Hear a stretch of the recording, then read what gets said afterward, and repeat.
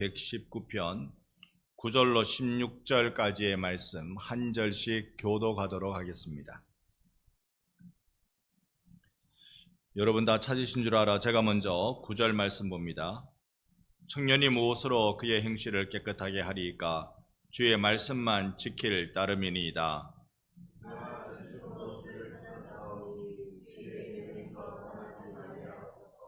내가 주께 범죄하지 아니하려 하여 주의 말씀을 내 마음에 두었나이다.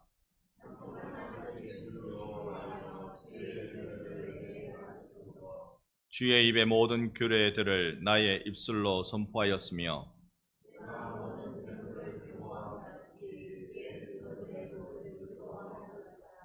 내가 주의 법도들을 작은 소리로 읊조리며 주의 길들에 주의하며 주의 말씀을 잊지 아니하리이다. 아멘. 할렐루야. 아멘. 오늘도 주님 앞에 나오신 여러분 환영하고 축복합니다. 우리 인생을 살아가는데 어떻게 하면 특별하지 않은 나를 특별하게 할까? 오늘 기도 들으면서 그런 생각을 하게 됩니다. 여러분, 우리가 인생 한 번밖에 안 살 터인데 딱 한 번 살아가는 인생을 어떻게 우리가 특별한 인생으로 만들어 갈 수 있을까? 한번 고민을 안 해볼 수가 없습니다. 차가 도로를 잘 달리려면 지켜야 되는 것들이 있습니다. 교통법규라는 걸 지켜야 안전하게 갈 수가 있습니다. 특히 신호등은 내가 갈 수 있을 때가 있고 못 갈 때가 있습니다. 내가 왼쪽으로 갈 수 있을 때가 있고 오른쪽으로 갈 수 있을 때가 있습니다. 신호등 그 불빛 따라서 진행해야 하고 멈춰야 하고 그게 딱 있습니다. 우리는 이 땅을 살아가는데 우리의 삶을 특별하게 만드는 비결은요, 무언가를 열심히 잘 따라가야 됩니다. 내 마음대로 간다고 되는 게 아닙니다. 차가 신호를 무시하고 마음대로 가면 그건 특별한 차가 아니라 그거는 범죄자의 차입니다. 그러니까 어떻게 하면 우리 인생이 특별해질 수 있을까? 성경은 우리에게 알려주기를 주의 말씀을 따르는 자 후회 없는 인생을 살게 해주신다 하셨습니다. 말씀을 따르면, 말씀대로 살면 그 인생을 하나님이 빛나게 해주신다고 하셨습니다. 특별하게 산다고 뭔가 혼자 계시받았다고 그러고 살면 참 답답한 노릇입니다. 자기 딴에는 열심히 멋있게 산다고 하지만 딴 사람 보면 그 사람 범죄자입니다. 범죄자입니다. 최근에 노회에 그런 청원이 하나 들어왔습니다. 우리 천국과 지옥 갔다 온 사람, 천국 갔다 온 사람 그 사람 데리고 우리 집회하겠다고 임원들이 모였습니다. 안 된다고 결정냈습니다. 그건 우리 장로교 신학이 아닙니다. 저기 순복음은 갔다 올 수 있는지 몰라도 장로교 신자들은 갔다 못 옵니다. 천국 갔는데 왜 와요? 천국 갔는데 왜 와요? 우리 정말로 혼자 계시 받아가지고 혼자 열심 내가지고 혼자 하나님의 법도가 아닌데도 마음껏 살아가는 그 어리석은 인생들, 지금 광화문에도 있고 다 있어요. 혼자 어리석은 인생들, 대한민국 교회를 혼탁하게 만드는 인생들, 자기 딴에 열심이고 열정이고 뭐 다 그렇죠. 한국 교회를 어떻게 만들려고 지금 저러고 있는지 모르겠습니다. 부산에 어느 목사님도 또 올라가서 또 한다면서요. 고신의 젊은 목사님들이 성명서 발표했지요. 제명이라도 해야 된다고, 목사 면직이라도 시켜야 된다고. 우리가 하나님의 말씀을 기대하지 않으면, 내가 하나님의 말씀의 법도로 따르기를 기대하지 않으면 그건 범죄자로 바뀌어지기 시작합니다. 참 다른 분야에 대해서는 저는 몰라요. 몰라서 말을 못하겠습니다. 그러나 교회가 해야 할 일이 있다는 것입니다. 우리가 정말로 성도로서 바르게 살면 온 나라 사람들이 우리한테 물으러 옵니다. 어떻게 살아야, 어떻게 우리가 지금 결정해야, 어떤 일을 해야 이 나라 이 민족을 살리는 일인가 물으러 옵니다. 그게 다 한때 예수원에 물으러 갔고요, 한때 가나안 농군학교로 물으러 갔고요, 한때 이곳저곳에 다 물으러 갔습니다. 근데 지금은 물으러 가지 않잖아요. 교회가 교회다움을 잃어버리기 때문에 그렇습니다. 우리는 어떨까요? 이렇게 말하는, 앞에서 이렇게 말하는 박 목사의 삶은 어떨까요? 하나님 앞에서 빛나는 인생 살려면 말씀대로 사는 수밖에 없습니다. 다른 방법이 없습니다. 오늘 그 말씀으로 우리를 지키는 마음으로 하나님 말씀 우리 한번 찾아보십시다. 오늘 시편 119편은 우리나라 기역, 니은, 딕, 리을이 있듯이 이 A, B, C, D처럼 이렇게 히브리 언어의 알파벳 순서대로 기록했다고 말씀드렸습니다.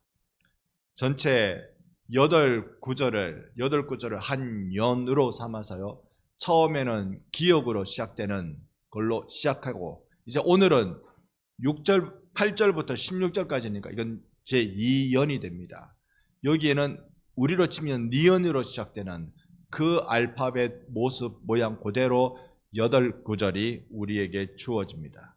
오늘의 내용은요, 하나님 말씀 따라 사는 게 그것 따라 사는 게 얼마나 중요한지를 우리에게 알려주는 말씀입니다. 한번 살펴보겠습니다. 먼저 너나 할 것 없이 성도는 주 앞에서 깨끗하게 살아야 될 줄 믿습니다. 깨끗하게 못 살면 자꾸 또 보혈 의지하고 또 깨끗해져서 열심히 살려고 노력하고 가능한 대로 죄와 분리되어 살고, 죄는 우리와 함께 가지 못합니다. 성도와 함께 가지 못합니다.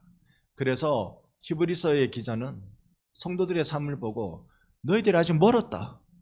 죄와 싸우되 피 흘리기까지는 안 싸운다. 우리가 죄를 싫어하지요. 미워합니다. 그럼에도 불구하고 피 흘리기까지는 안 싸운다는 거예요. 내가 손해보면서까지, 내 목숨을 내놓으면서까지 말씀대로는 안 하려고 한다는 거죠. 오늘 내 삶을, 그런 연약한 삶을 어떻게 붙들어야 할 것인가? 여러분 9절 말씀 보고 계십니까? 9절 우리 함께 같이 읽어봅니다. 청년이 무엇으로 그의 행실을 깨끗하게 하리이까? 주의 말씀만 지킬 따름이니이다. 아멘. 좌충우돌 하는 인생이 청년의 인생이겠죠. 에너지가 막 가득 차니까 청년들, 청소년들 이들 보면 참 불안할 때가 제법 있습니다. 그런 청년을 무엇으로 깨끗하게 할 수 있을까? 그것은 바로 주의 말씀을 지킬 때 그리 되는 줄 믿습니다. 여러분, 말씀의 신비함을 우리가 기억할 필요가 있습니다. 하나님이 우리에게 주실 때 광야에서도 시내산에서 하나님이 말씀을 주셨어요. 그리고 내 주 예수께서 부활하여 승천하여 올라가실 때 우리에게 주신 게 성경이었어요. 기독교 역사 가운데 주어진 66권의 성경이 하나님의 말씀입니다. 이 하나님의 말씀을 지킬 때 어떤 일이 일어나느냐? 여러분, 말씀 지키면 그저 지킨 만큼 내가 잘 살게 되죠. 말씀 지키면 그만큼 내가 유익을 얻게 되죠. 그러나 더 놀라운 건 내가 말씀을 지키면 그것보다, 내가 지키려고 했던 그 노력보다, 내가 지키면서 가졌던 그 기대보다 훨씬 더 많은 엄청난 놀라운 역사를 이 땅에 이루시는 분이 우리 하나님이신 줄로 믿습니다. 내가 한번 순종하는 그것을 통해서 주님은 나의 순종을 기뻐하실 뿐만 아니라 그 순종을 통하여 생명 살리는 기적을 이 땅에 베푸신다는 말씀입니다. 청년이 무엇으로 깨끗한 길을 걸을 수 있겠습니까? 하나님 말씀을 따라 살아가는 바로 그것입니다. 그러면 이렇게 귀한 말씀이라면 우리가 어떻게 해야 될까? 이렇게 귀한 말씀이라면, 이 말씀을 지키면 상상하지 못한 놀라운 은혜가 임한다는 이걸 우리가 어떻게 이 말씀을 우리가 이제 대해야 할까? 우리는 새벽에 사무엘 상하를 묵상하고 있습니다만, 사무엘 상하를 읽어가면서 우리가 계속 생각하는 건 그 작은 순종, 그 작은 헌신, 물론 당사자에게는 큰 순종이고 큰 헌신이지만 우리가 어떻게 보면 작은 헌신이고 작은 순종인데, 그걸 통하여 하나님이 그 헌신하고 순종한 자에게 복을 주실 뿐만 아니라 그걸 통하여 얼마나 놀라운 역사를 일으키는지 우리는 보고 있습니다. 작은 예로 다윗이 왕이 되었잖아요. 이제 헤브론에서 소위 내전을 치러야 되는 7년 반 동안 헤브론에서 유다 지파의 왕으로만 섰다가 그 내전이 이제 다 끝나고 온 이스라엘을 다 합한 통합, 그러니까 통일 왕국을 다시 이루어내는 통합된 왕국을 이루는 이 다윗입니다. 그런데 이 다윗이 하루는 곰곰이 생각해 보니까 나는 백향목으로 만든 그 궁에 사는데 하나님의 언약궤는 저기 바깥에 마치 우리로 치면 포장 쳐놓은 것처럼 그렇게 휘장 속에 있다. 이게 다윗이 가슴이 답답해가지고 나단 선지자한테 이렇다라고 얘기하니 나단 선지자가 그 말을 딱 듣고는 다윗이 무엇을 원하는지, 왕이 무엇을 원하는지 알고는 당신이 좋은 대로 하십시오. 그 말은 성전 짓고 싶으신 거네요. 성전을 지으십시오 라고 얘기합니다. 그런데 결국 지어졌느냐 하면 안 지어졌어요. 짓지 못했습니다. 그런데 하나님이 뭐라고 말씀하시느냐, 이런 귀한 마음 하나 가지고 있는, 성전 짓는다고 자기가 노력한 거, 그 성전 지을 그 재료들을 모은 거는 그의 평생 동안 했습니다만, 짓고 싶다고 얘기할 그때 자기가 성전 지으려고 뭔가 대가를 지불한 건 없어요. 오늘 우리로 치면 성전을 짓고 싶다라고 하는데 건축원금 아직 안 했어요. 성전 짓고 싶다 이 마음밖에 없었어요. 그런데 하나님이 그 마음을 딱 보시고는 뭐라고 말씀하십니까? 그 마음 딱 보고는 네가 나를 위해 집을 지으려고 내가 너를 위해 너의 집을 지어줄게. 할렐루야. 하나님이 이런 놀라운, 그래서 우리는 생각할 때, 야, 하나님이 나를 위해 집을 짓는다면 그 말은 이제 나와 내 아들과 내 아들의 아들과 내 아들의 아들의 아들과, 그래서 대를 이어서 이 왕위를 견고하게 해주실 것이다. 거기까지 우리가 생각이 다다를 수 있습니다. 깊이 생각하면 거기까지 생각이 다다를 수 있어요. 그런데 하나님이 어디까지 하십니까? 너의 집안을 통하여 메시아 예수께서 나실 것이다. 그리스도의 족보가 되는 일이 일어나도록 하나님이 복을 주셨습니다. 이야, 우리가 잘 먹고 잘 사는 것도 복인데, 내가 선한 마음 품은 거, 내가 선한 생각하는 거, 그걸 통하여서 하나님이 나에게 이 엄청난 신앙의 가문을 이루어갈 수 있도록 해주신 거, 여러분이 이 복 다 받아가시기를 축복합니다. 선한 생각하는 거요, 선한 마음 품는 거요, 진짜 선한 마음 품는 거. 그래서 이 말씀에 대해서 이 10절은 이렇게 말합니다. 10절 우리 같이 한번 읽겠습니다.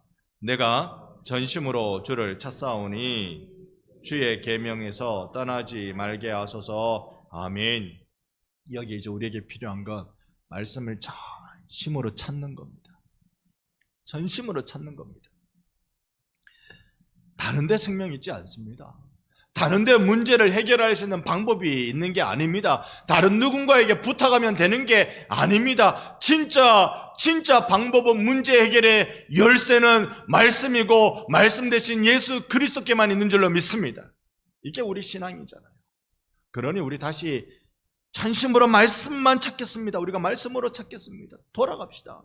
말씀이 무엇이라고 얘기하는지, 말씀이 내 생각이 판단해가지고 이렇게 이게 옳다라고 그거 말고, 하나님의 말씀을 내가 믿음으로 수납하는 하나님의 말씀이 무엇이라고 나에게 얘기하는 건지, 거기 따라 살아가는 일이 오늘 우리 교회 가운데, 우리 성도 가운데 필요한 일이 됩니다. 내가 말씀을 전심으로 찾다가 11절 말씀, 내가 주께 범죄하지 아니하려 하여 주의 말씀을 어디에? 내 마음에 두었나이다. 말씀을 간직하는 우리가 되기를 소망합니다. 범죄하지 않기 위해서요, 죄짓지 않기 위해서요, 말씀을 간직해야 돼요. 말씀을 간직해야 돼요. 우리 한국교회가 많이 휘둘린 이유는요, 범죄함이 좀 심해졌어요. 교회 구성원들이 범죄하는 일이 심해졌어요. 70년대, 80년대 그때는 경제적으로도 확 성장했고 우리나라 민주화 운동이 일어나서 민주주의가 이제 자리를 제대로 찾아가려고 할 그때였습니다. 이렇게 교회도 급성장했어요. 엄청난 급성장을 했습니다.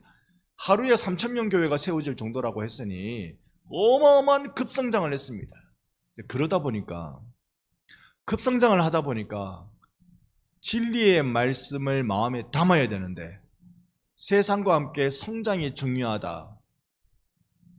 거기에 빠졌습니다. 저는 작년 1학기 때 신학교에서 부흥기에 대해서 강의를 했습니다. 한 학기 동안. 그래서 부흥 역사는 사실 종교개혁기가 지나고 근세라고 부르는 그때, 우리로 치면 한 1800년대부터 1900년대 초까지 이 부흥의 큰 일들이 일어나는 그 시간대를 책을 통해서 강의를 했는데요. 정말로 우리들에게 소중하게 기억되어야 할 것은 부흥의 참 의미 이것만, 하나님의 신비한 역사, 교회를 깨우는, 그리스도인들을 다시 복음에 헌신하게 만드는, 뜨겁게 하는 그 일이 부흥이것만. 70년대 80년대 넘어오면서 딱 90년대 부흥을 뭐라고 받았습니까? 사람 숫자 느는 걸 부흥이라고 받았습니다. 사람 숫자 확 크는 것. 여러분, 목사들끼리 만나면 죄송하지만 우스갯소리가 뭔지 아세요? 부흥하려면, 교회를 개척해가 부흥하려면 개척하기 전에 물어봐야 된다. 뭘 물어봐야 돼요? 어디에 물어봐야 돼요? 복덕방에 물어봐야 된대요. 어디에 교회를 세워야 사람 많이 올지, 길목이 어떻게 좋아야 딱 아파트가 설 땐지 안 설 땐지, 유동인구가 얼마나 되는지 그거 복덕방한테 물어보고 개척을 해야 된다. 우스갯소리로 그런 얘기를 한 적이 있습니다. 진짜 부흥의 의미를 잃어버렸어요. 하나님이 식어버린 심장을 다시 뛰게 만들어주시는 그 복음의 감동, 감격, 회개의 눈물, 콧물 흘리고 주님 앞에 주여 내가 여기 있사오니 나를 보내소서 헌신하고 세계 선교가 눈에 막 내 가운데 들어오고 내 가슴이 뜨거워지고 교회가 다시 교회다움으로 바뀌어져가는, 이게 부흥인데 교회가 뚱뚱해지는 것을 부흥이라고 착각하는 세대를 우리는 한참이나 살았습니다. 한참이나 살았습니다. 사람만 많이 모으면 되지, 많이 모으면 되지. 그러면서 교회 안에 얼마나 비리들이, 부정직함이, 그 안에 이 불경건함이 얼마나 많이 들어왔습니까? 우리야 여기 있으니 잘 우리는 느끼지 못하고 주님을 바라보고 살아갑니다만, 뚱뚱해진 교회들은 자기가 얼마나 병 들어가는지도 모르고 뚱뚱해졌습니다. 이 시대에 죄를 짓지 않기 위해서는요, 말씀을 마음에 간직해야 한다는 11절 말씀을 우리는 새겨야 합니다. 11절 말씀으로 우리가 붙들면요, 말씀이 내가 말씀을 간직하면, 내 마음에 간직하면 이게 뭐냐면 이제 말씀이 나를 찔러요. 다시 말씀드릴게요. 내가 말씀을 읽어가다가 말씀이 나를 읽어버리는 일이 여러분 가운데 일어나기를 바랍니다. 내가 말씀을 깊이 묵상하다가 말씀이 나를 깊이 알아버리는 그 일 말입니다. 그 일이 우리 가운데 필요한 것입니다. 그렇게 될 때 이게 내가 예수 만나는 일이고 성령 받는 일이고 이게 신앙생활 하는 일이고 이게 은혜 받는 일이잖아요. 말씀에 내가 부딪혀가지고 와 시겁했다. 내가 말씀 앞에 내가 시겁했다. 그게 은혜 받는 거잖아요. 얼싸구나 좋다 감정적 흥분만이 은혜 받는 거 그거 아니잖아요. 진짜 은혜는 말씀이 내 속에 들어와서 나를 깨뜨려 주셔서 내 삶의 변화를 이끌어 주시는 게 그게 은혜죠. 그래야 세상이 바뀌거든요. 내가 감정에 충만해서 춤춘다고 세상이 바뀌는 게 아니에요. 말씀이 내게 들어와서 나를 깨뜨리고 내가 확 생각이 바뀌어질 그때 사람들이 나를 보고 하나님 살아계신 줄 알아요. 그렇게 하려면 내 속에 말씀에 부딪힘, 예수께서 내 안에서 너 그렇게 하면 안 되지, 너 이 길로 가야지 라고 알려주시는 그 찔림, 그 가운데 있을 때 여러분 우리는 무엇해야 할까요? 12절 말씀입니다. 다시 한번 12절 우리 같이 읽습니다. 찬송을 받으실 주 여호와여 주의 율례들을 내게 가르치소서. 아멘. 그때 나는 찬송하는 거예요. 말씀이 나를 찌를 때 찬송하는 거예요. 여러분 강대상에 서면요, 여러분들이 누구인지에 대한 생각은 좀 잊어버립니다. 강대상에 서면 하나님의 말씀을 바르게 전해야지라는 두려움에 붙들립니다. 저는 이게 맞는 일이라고, 옳은 일이라고 생각합니다. 야, 이래 보니까 여기 있는 우리 권사님, 여기 있는 우리 집사님, 여기 있는 우리 청년, 이렇게 눈으로 이렇게 다 보면서, 그래, 요 얘기는 우리 장로님 들으라고 하면 하자. 요 얘기는 저 권사님이 들어야 돼. 이렇게 설교가 안 돼요. 그렇게 설교하면 나쁜 목사입니다. 여러분, 그럼에도 여러분이 하나님 말씀을 딱 들을 때, 아이고 우리 목사님 오늘 내드리라고 하네, 그건 여러분 은혜 받을 징조로 여겨주시기를 바랍니다. 딱 내가 찔리는 건 그건 말씀의 역사이지 않겠어요? 말씀의 역사가 내게 와서 나에게 찔림이 되고 애통이 되고, 나 이렇게 살면 안 되겠다, 성령님 나 말씀대로 살 수 있도록 도와주세요, 각오가 생기면 그게 은혜 받는 일이죠. 그 은혜 받을 때 여러분, 그런 일이 여러분에게 딱 생길 때 원망하고 불평하고 한숨 쉬지 마시고 주님을 찬양하는 자리에 나갈 수 있기를 축복합니다. 찬송하는 자의 역사, 그 말씀의 의미를 깨달은 자가 누리는 복입니다. 이렇게 찬송하고 이제 내 마음은 이렇게 다잡습니다. 13절 말씀 같이 읽습니다. 주의 입에 모든 규례들을 나의 입, 하나님의 말씀을 내가 어떻게 할까요? 선포하는 일을 합니다. 우리가 목사님 우리는 뭐 잘 모르는데요. 맞아요. 신학을 안 했으면 신학적으로 얘기 안 하셔도 돼요. 신학을 안 배우셨으면 신학적으로 얘기 안 하셔도 돼요. 우리는 예수 믿었잖아요.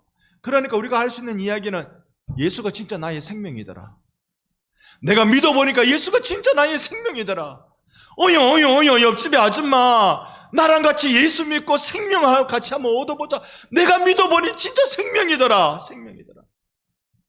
우리가 이번 금요일 이틀 남았네요. 이번 금요일 또 장날 전도를 할 겁니다. 우리가 새해에는 이 동절기 하절기에는 좀 조심하더라도 아니면 한 달에 2번 장날 전도 하려고 합니다.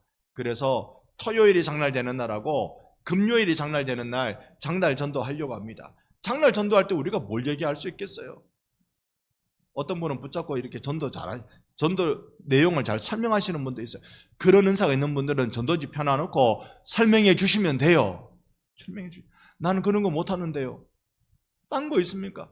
요거로 하나 자시고 교회 옵시다, 약속, 그렇게만 하고 오셔도 된다니까. 커피 한 잔 드시고 따뜻한 예수 만나러 우리 교회 갑시다. 내가 만나보니까 진짜 괜찮은 분이 돼요. 이렇게만 하면 되는 겁니다.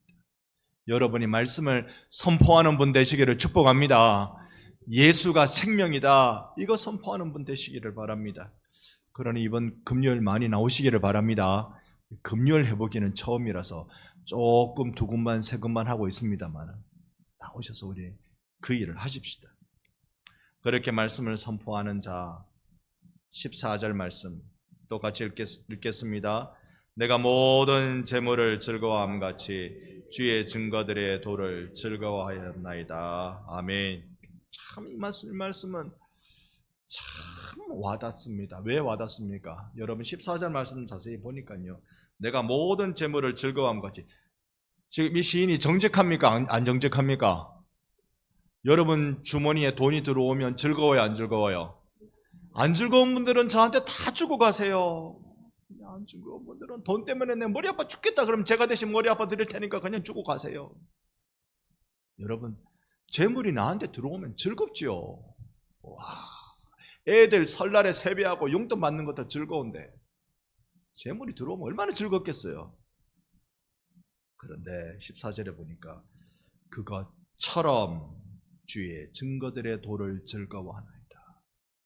나를 참 기쁘게 만드는 것, 돈 들어오는 것처럼 나를 기쁘게 만드는 것, 주의 도, 주의 증거의 도.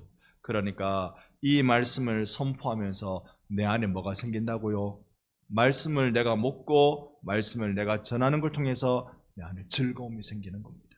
여러분 인생의 최고의 행복이 말씀과 동행하는 것 되시기를 축복합니다. 말씀을 내가 묻고 내가 말씀을 전하는 것, 그때 즐거움이 생깁니다. 15절 16절 우리 두 절 같이 한번 읽습니다. 내가 주의 법도들을 작은 소리로 읊조리며 주의 길들에 주의하며 주의 율례들을 즐거워하며 주의 말씀을 잊지 아니하리이다. 아멘. 여기에 보니까요, 이렇게 말씀의 즐거움 자리에 나아가는 자, 그들에게 있어서 묵상과 실천의 삶으로 나가야 됨을 말해줍니다. 15절에 하나님의 법도를 깊이 생각하는 자 되겠다. 깊이 생각하는 자. 이 읊조리다라는 말이 외우다 또는 이렇게 웅얼웅얼거리다 이런 뜻입니다. 입에서 이게 좀 많이 외워야 되는 사람들한테 나타나는 주된 현상입니다. 이렇게 외우려고 막 이렇게 읊조리는 거. 이 시편이 알파벳 순서대로 기억 니은으로 되어 있는 건 기억하라고, 잘 외우라고 그렇게 나와 있는 게 이런 시입니다. 여기에 15절이 말하는 대로 하나님의 법도를 내가 깊이 생각하고, 깊이 생각하고는 우리가 생각하는 그 깊이 생각한다고 잠들어 버리는 그게 아니라 자꾸 반복해서 그 뜻이 무엇인지를 확인하고, 자꾸 반복해서 그 뜻이 무엇인지를 확인하고 또 확인하고. 저도 성경 묵상하다가 한 번 읽고 안 되는 구절은 하는 수 없어요. 또 읽어요. 근데 또 읽고도 이해가 안 되면 그 다음에는 저는 제 글씨가 하도 예뻐서 저는 쓰기를 안 좋아합니다. 그래서 컴퓨터 타이핑을 혼자 다 칩니다. 성경을 그냥 성경 프로그램에 복사해가지고 붙여넣기 하면 다 되는 건데 일일이 다 쳐봅니다. 그러면서 아하, 이런 뜻이었구나, 이 말씀이었구나, 타이핑 치면서 깨달아요. 깊이 깨닫는단 말은 그 숨은 신비한 의미가 있다는 뜻이 아니라, 그 신비한 의미를 파악해야 된다는 뜻이 아니라 읽고 또 읽고 해서 그 원래의 뜻을 헤아려야 된단 말입니다.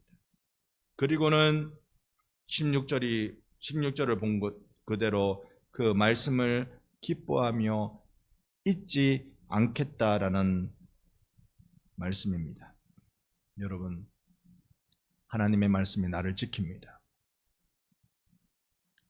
9절, 청년이 무엇으로 자신을 깨끗하게 한단 말입니까? 주의 말씀을 지킬 때. 그런데 여러분, 내가 주의 말씀을 지킬 때 말씀이 나를 지켜줍니다. 경험하시기를.